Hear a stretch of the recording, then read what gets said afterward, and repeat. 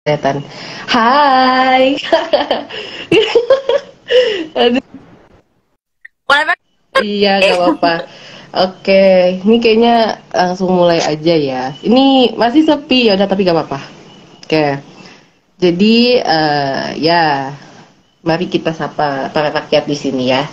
Selamat pagi teman-teman Jeko X dan Janandi semuanya. Jadi hari ini aku di sini mewakili Janandi itu ingin apa ya, ya kita biasa sharing tiap bulan gitu kan, 2 bulan sekali. Jadi pada hari ini kita bahas mengenai hobi, karena khususnya di sini apa, Lope di sini kan juga dancer, asik dancer gak tuh. Jadi kita bahas hobi dan apa sih yang ada, apa maksudnya ada suka dukanya apa sih gitu. Jadi buat nanti teman-teman yang mau tanya boleh tanya langsung aja, nggak usah malu-malu ya, soalnya ya tanya aja karena ya ini se se fleksibel itulah. Jadi sebelum kita mulai kayaknya kabar-kabaran dulu deh. Lo kabarnya gimana? Asik. Iya. Alhamdulillah. Raisa Ya, gimana? alhamdulillah baik. Ya, baiknya gini-gini aja sih. Gimana? Wisudanya kapan? Aduh, pertanyaan. Aduh, maaf ini kita bahas apa ya? Aduh, pertanyaan. Ya, sekarang sibuknya apa nih? Sibukannya apa? Sibuknya ngehaluin Ya, oh iya, boleh, bujang-bujang gak nih apa-apa. sepertinya Oh, ngehaluin paras deh. ya udah sih, boleh di disclaimer dulu ya, kita ini satu fandom ya teman-teman. Jadi kalau agak nyambung ya, ya seperti itulah adanya gitu. Ya ginilah ya kalau nanya teman sendiri gitu loh. Ya gak apa-apa sih. Mau Ya. Oke, jadi mungkin di sini kita ada beberapa pertanyaan dan yang nggak lama-lama juga sih. Kalau mau lebih lama lagi nanti next episode boleh lah love-nya diundang lagi gitu. Kalau mau lebih lama. Eh, nah jadi ini em, jadi untuk pertanyaan pertama nih, pengen tahu dong sejak kapan sih kamu tuh menekuni hobi dance, apalagi K-pop gitu.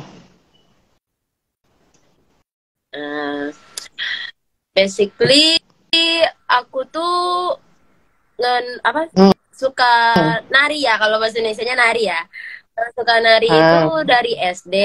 Cuman kalau SD itu narinya ya masih iya iya iya. ya bocah lah gitu. Dulu pertama kali aku kan di Ah, SD pasti ada pensi kan, pentas seni gitu. Nah, di sana aku sama teman-teman aku yang suka yang bakatnya juga ah. joget-joget gak jelas gitu kan. Nah, pertama kali ngedance Oh, di bel. ya ampun itu legend banget sih. Iya iya iya. Ya, nah, di sanalah pas SD masih SD udah Hmm, tahu K-pop tahun ya. 2009, tahu K-pop. Cuman nggak tahu kalau mereka itu juga ngedance nggak gimana ya, belum tertarik untuk ngedance seperti Mm-mm. seperti Iya K-pop iya. gitu, seperti Korea gitu. Nah, eh, nekunin yang hip Hmm, hop dance modern. Yang K-pop nih ya. K-pop belum. Nah, SMA aku nekunin K-pop dan masuk komunitas namanya Diwan sekarang Oke. sampai sekarang. Jadi yang untuk K-pop ini berarti dari SMA gitu ya? Oke, SMA. terus apa sih yang bikin kamu tuh konsisten? Jadi kayak sampai masuk sanggar gitu, sampai masuk komunitas. Apalagi eh ya kenapa bisa konsisten? Sedangkan kayak mungkin kita kalau ngelihat ya, kita contoh kalah ke NCT gitu. Latihan mereka tuh keras, lama, banyak dan detail sedetail-detail itu. Nah, apa sih yang bikin kamu tuh mau nih konsisten gitu sampai aku kalau lihat YouTube-nya kayak banyak gitu loh. Love ada di mana-mana, cover dance gitu. Kan detailnya banyak tuh. Nah, itu kok bisa mau sih konsisten. Nah, gitu. Love di Love mana-mana ya. gimana-mana. Sebenarnya konsisten beside of all kayak karena itu Hmm, tuh hobi ya. juga, kesukaan. Jadi pengen nekunin sesuatu yang kita suka Ya, tuh pasti asik betul. banget gitu. Kita jadinya konsisten di suatu bidang yang kita sukai gitu.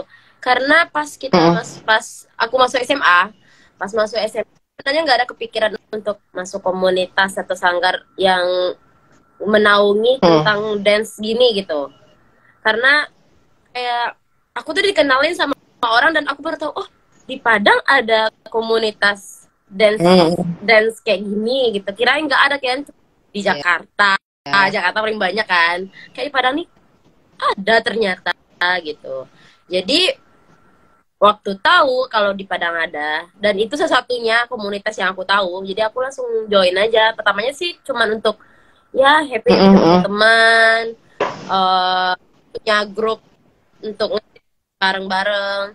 Nah di sanalah kalau kayak udah ikut-ikut lomba Ya, ngehasilin duit kan ya, kalau misalnya menang, kalau misalnya menang lah kayak "Ih, ini hobi yang bisa ngehasilin duit, kita ah, tampil lomba menang alhamdulillah ya, jajan, kita perlu ada job nanti kayak orang-orang yang minta kita untuk tampil di acara ya. mereka kan dapat duit juga. Nah di sanalah aku tuh konsisten kayaknya ini hobi yang enggak yang gimana ya yang aku suka tapi menghasilkan gitu. Oke. Wah, keren nih. Jadi ya siapapun yang punya hobi ya udah silahkan dikembangkan itu nggak sih? Iya ya, ya, tip Mm-mm. ya. Oke, nah kemarin nih kan kamu ikut event Korean World Festival. Nah, apa sih pengalaman terseru? Pokoknya boleh deh diceritain gitu. Pengalaman apa yang seru kayak Gitu. atau apa suka duka di balik itu juga boleh langsung diceritain aja, di-share gitu. Kalau yang ikut lomba K-pop World Festival in Changwon yang diadakan sama KCCI Korean Culture Center Indonesia. Nah itu tuh kedua kalinya aku ikut lomba yang bertaraf internasional yang diadakan Wah, KCCI. Yang pertama mungkin belum rezeki ya, belum bisa ah, masuk jadi finalis waktu itu tahun 2019. oke. Ya, tahun 2019 itu pertama kali ikut. Mungkin belum rezeki, jadi belum Mm, masuk jadi finalis.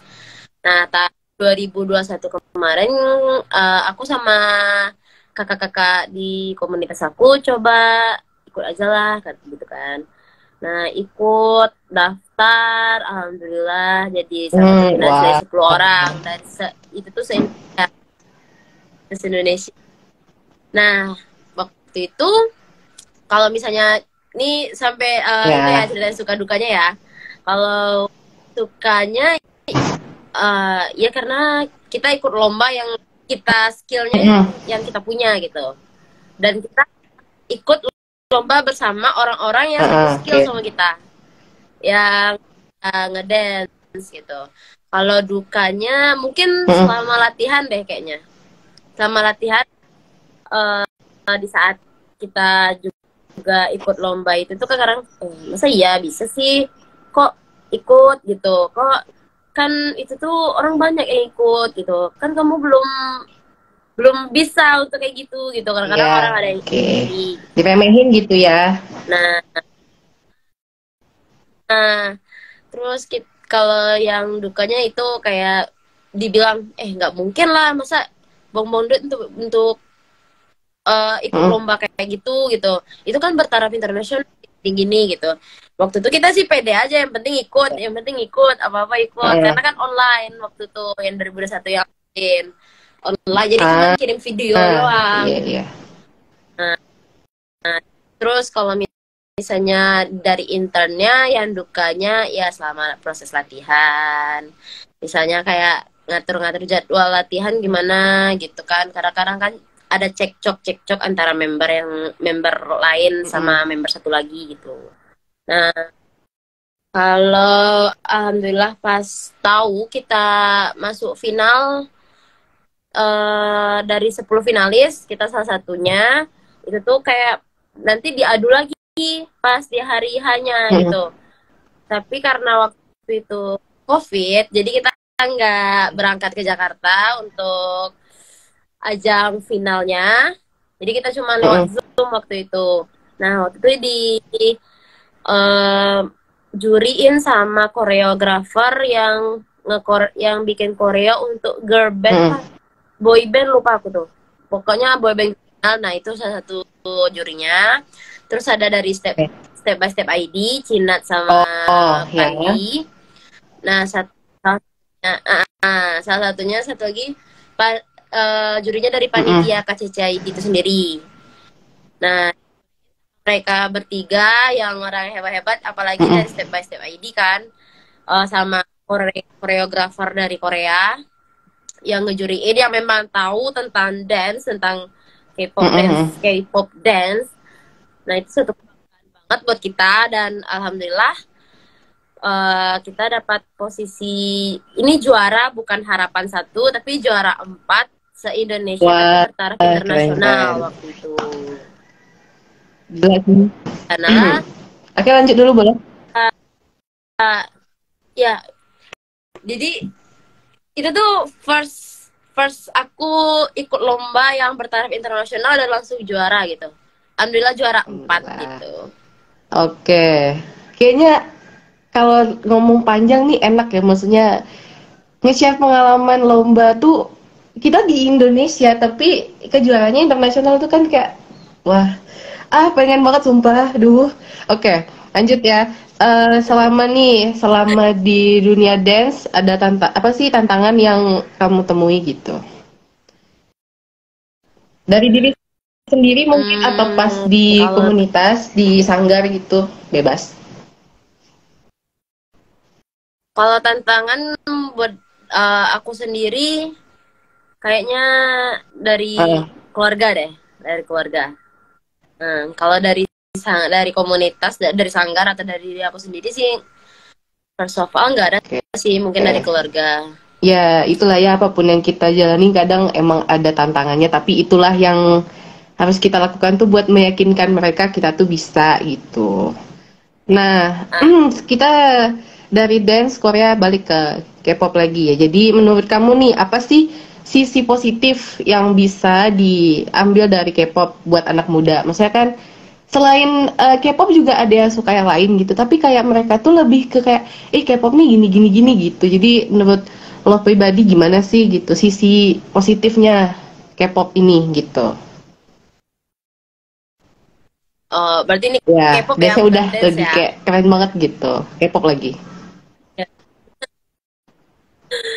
Kalau menurut aku sisi positif untuk suka K-pop ya, sebenarnya K-pop itu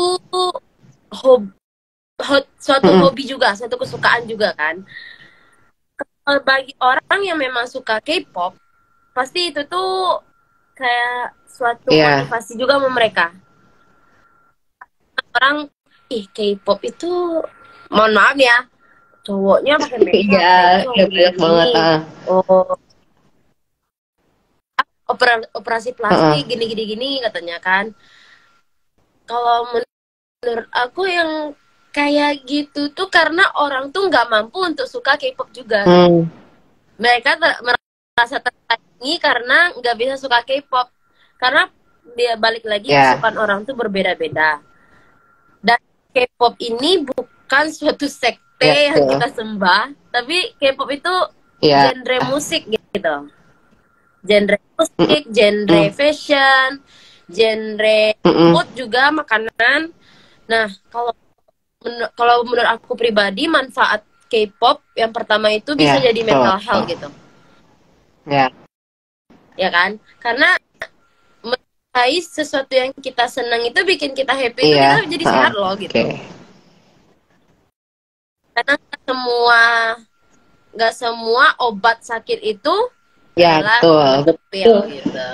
Aku sih itu aja, apa yang buat aku happy berarti itu obat sakit aku gitu. Ya setuju sih, karena emang apa ya, nggak semua rumah juga berbentuk bangunan, nggak semua obat bentuk pil kan memang gitu yang apa ya, ya mungkin kita ngerasa capek di luar pas lihat K-pop, ya bias yang kita suka tuh langsung kayak happy, ya itu kan hal yang biasa gitu, biasa aja sebetulnya. Mm. Nah, apa lagi ya? Nah, kan sekarang nih banyak banget orang yang nganggap K-pop itu toxic lah fandomnya ini gitu. Nah, jadi lo menanggapi itu tuh gimana dari sisi kacamata lo aja deh? Kalau menurut aku yang mungkin karena gini ya, orang-orang banyak yang ngelihat sisi Nah, buruk dari K-pop seperti ya mm-mm. toxic gitu kan. Kalau menurut aku pribadi mungkin karena aku orangnya Iya. santai, chill, chill, chill gitu kan, gitu kan. Jadi aku nggak gubris orang-orang yang ngomong yang kayak, ih, tahu nggak sih kalau misalnya K-pop itu tuh sebenarnya toksik gini gini gini katanya kan. Oh, bisa bikin, apalagi yang parahnya dia bikin kita cuci otak loh gitu. Kalau menurut aku yang seperti hal-hal itu tuh buang-buang energi untuk menanggapinya. Emosi sih Ya. emosi gitu kan. Lah Mm-mm. kesukaan kita digituin gitu kan. Cuman hal-hal itu mending di skip aja karena untung kita untuk ngebalas mereka tuh juga nggak ada. Kalau kita ngebalas ya kita sama Iya. sama mereka gitu. Mereka bilang gini-gini, dengan otomatis pasti kita juga ngehina apa yang mereka suka gitu. Lo juga punya kesukaan Mm-mm. bikin toxic gini-gini gitu kan. Kalau menurut aku, ya udah biarin aja. Berarti mereka perhatian sama kita apa yang kita Ya, suka gitu.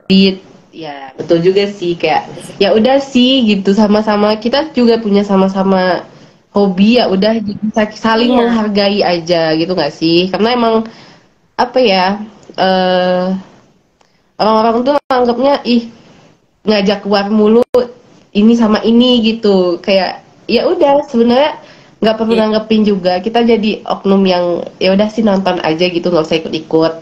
Karena kalau kita ikut-ikut juga, kita sama-sama mereka, kita juga capek gitu. Ngapain ya kan? Buang-buang energi gitu. Nah, terakhir, terakhir. Buang. Mau sharing lagi nggak? Atau apa gitu? Sebelum terakhir ini. Apa lagi ya? Ya suka duka, Aduh, suka K-pop aduh gitu belum juga tentu boleh banget. sih. Karena kan kita ya dinamis aja. Suka duka suka K-pop sampai sekarang boleh lah. Mm-mm.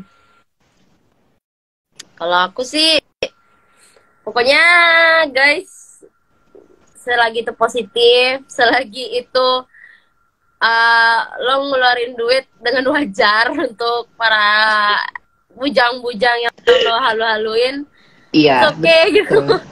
Iya. Tidaknya jangan melewati batas gitu. Suka-suka, tapi ingat juga jangan sampai makan, jangan sampai nggak makan kalau misalnya Iya betul. ngenafkahin hidupnya. Oke. Aduh, satu lagi nih. Nah, tadi kita habis bahas K-pop. Nah, sekarang tuh lebih ke global ya. Nah, pesan kamu nih buat anak muda yang di luar sana yang masih takut buat mengembangkan bakat dan kreativitas mereka tuh gimana? Ada tips atau saran gitu? Kalau aku, untuk kalian-kalian yang punya hobi, khususnya yang mungkin bertentangan sama keluarga, yang bertentangan sama saudara, menurut aku jalanin aja. Karena kita nggak tahu gimana ke depannya, gimana respon orang terhadap apa yang kita suka, apa yang kita hobi, apa yang kita Mm-mm. punya skill, itu tuh bakal di masa yang akan datang. Karena semua orang sukses itu nggak harus kerja di kantoran, Hmm. nggak harus uh, kerja di tempat yang bagus, yang pergi pagi, pergi jam 8 pulang. Semua orang sukses itu Ya. berbeda-beda gitu. Nah, orang sukses itu nggak harus di akademi, pasti ada di non akademi. Contohnya dance, Hmm. contohnya di aku ngedance. Atau kalian punya hobi untuk menggambar, melukis, dan itu tuh kan tibanya di non akademi. Nah, kembangkan itu karena sesuatu yang kita suka, yang kita kerjain itu bakal bisa bernilai uang juga nanti di satu saat. Yang penting tetap ingat orang tua, ingat keluarga, pisahkan kata-kata mereka yang bikin kalian down, dan ambil aja, anggap aja, jangan anggap motivasi kalau misalnya, kalau di aku ya, jangan anggap orang yang ngeremen kita itu motivasi, tapi buang aja, nggak usah jadiin motivasi, karena nggak, gimana ya, suatu yang kata-kata jelek, kata-kata yang nyakitin itu nggak motivasi loh gitu. Jadi orang jelek, kata-kata yang bikin kita down, udah pisahin dari hidup kalian, dan tetap lakukan apa yang kalian suka selagi itu positif, nggak menyimpang norma, agama, peraturan negara. Lakukan aja, nggak perlu pikirin orang lain. Oke. Sumpah. Ini kalau kayaknya ngobrol langsung enak kayaknya ya, kayak open minded gitu, anjay, open minded. Ya pokoknya apa ya, emang apapun yang kita lakukan sekarang tuh, ya sekarang mungkin belum terasa kayak ngapain sih capek-capek ngedance tuh, datang ke sanggar latihan capek, pulang tidur. Tapi nanti siapa tahu ada manfaatnya, siapa tahu ada yang bisa kita ambil dari itu gitu. Mungkin kayak nih ya buat yang mendengarkan ya, ini kita juga aku pribadi sama teman-teman juga bikin komunitas yang bergerak di bidang ini, kayak kita cari ide kreatif, bikin postingan tiap minggu gitu, tiap bulan tuh pokoknya ada postingan. Jadi gunanya kan buat bermanfaat buat orang gitu. Jadi kita di sini bukan hanya kita nggak cuman konten TikTok, kita nggak cuman TikToknya tuh dikonsepin, nggak, kadang ada yang mandiri, ada make up, kita ada yang suka make up, ada yang suka nyanyi, ada yang suka dance. Aku juga kebetulan suka dance gitu kan, meskipun belajarnya otodidak ya apa-apa, yang penting coba itu ya, ya gitu kan. Jadi ya udah, maksudnya kalian kalau punya hobi juga ya jangan dipendam lah gitu. Kalau dipendam kan nanti gimana kita tahu bakat kita dan prestasi kita tuh nggak harus selalu di akademik itu sih. Ada closing statement lagi nggak? Atau mungkin ada kata-kata yang dikutip dari Bias, silakan di highlight. Apa ya? Kalau misalnya quotes dari Bias, aku sih gak hafal, ya ampun. Pokoknya kalau misalnya moto aku tuh, apa yang aku suka aku kerjain. Ya. Apa yang lo suka kerjain, nggak usah, karena aku tahu sih manusia itu hidup sosial, membutuhkan orang lain, tapi ada di mana kita punya batas sendiri untuk seperti private gitu, private udah kita sendiri. Mungkin kalau aku kayaknya nih, berhubung ya kita suka NCT biasanya sama gitu, jadi kalau aku tuh selalu pokoknya sering nemuin, Jamin pernah bilang jangan dengerin kata-kata yang tidak indah, hanya dengarkan kata-kata yang indah saja gitu. Jadi kayak ya udah, orang ngomong apa jelek tentang lo ya nggak usah lo dengerin gitu loh, cuman membuat lo tuh capek, sakit gitu kan. Ya udah, pokoknya apapun ya, siapapun yang punya impian di luar sana ya silahkan gapai dengan cara kalian sendiri ya. Semoga ada sesuatu di balik itu gitu. Yes, bener. Karena sukses orang tuh beda-beda juga. Yang aku bilang orang juga beda-beda caranya. Ini yang dengar mau nanya, boleh nanya apa aja. Kalau nggak ada nanti kita skip, kita langsung tutup. Aduh ya Allah.